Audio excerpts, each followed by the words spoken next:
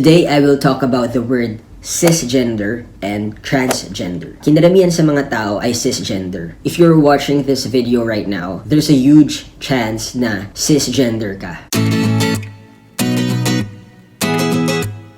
So, paano mo malalaman na cisgender ka? So, one of the ways to know if you're a cisgender person is to know whether your gender identity matches the sex you are assigned at birth. Ano ba yung nakalagay sa birth certificate mo? Kung M or male, and then you identify yourself as a man, that means cisgender person ka. Kasi yung assigned sex sa'yo, tugma sa gender identity mo. So, ganun din kung ang nakalagay sa birth certificate mo ay F or female, and then you identify yourself as a woman, then ibig sabihin, cisgender ka. Kasi match yung nakalagay sa birth certificate mo at gender identity mo. So, isa yun sa mga ways to know if you're a cisgender person, and that's very simple.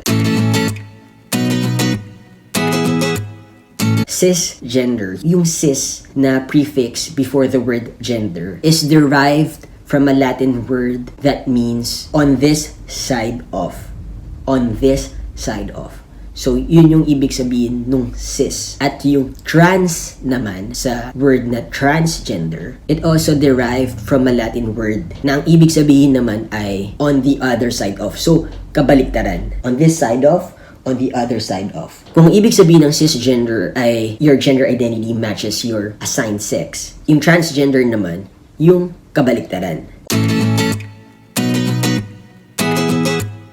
Although kinaramihan sa mga tao ay cisgender, yung iba, hindi talaga tugma yung gender identity nila sa sex na inassign sa kanila. Yung buntis yung mama ko, sinabi ng doctor sa kanya, you're having a girl. Kaya nang pinanganak ako, I was assigned female. But then I came to my senses and realized na I'm a guy. So since hindi nagmamatch yung sex na inassign sa akin nung pinanganak ako and yung gender identity ko, I am described as a transgender guy. We all have gender identities.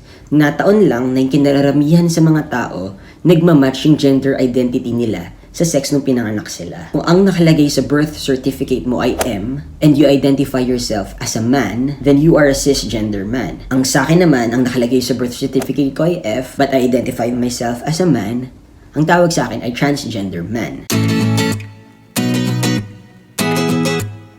It is important to know these words kasi it would give you clarity. These words are not created to give labels to people, but to know yourself more. Growing up, I didn't know what transgender means. It is not taught in schools, and there are no proper transgender representation sa media. Ang alam ko lang ay bakla and tomboy, which is totally different. Pero ngayong alam ko na may cisgender and transgender pala, I understood myself better. I thought I was alone. I thought I was abnormal. Pero hindi pala. There are people like me. Some are visible. Some are still in the process of discovering their truth. And some are not yet in the safe place, or they're still not comfortable to come out. We don't have enough resources to educate people. So I'm sharing this video to raise awareness na us, transgender people, exist. We are just different kasi our gender identity doesn't match the sex assigned to us. But we are humans din like you. And as a human, we all have differences. Some are born with curly hair, some people are tall, some people have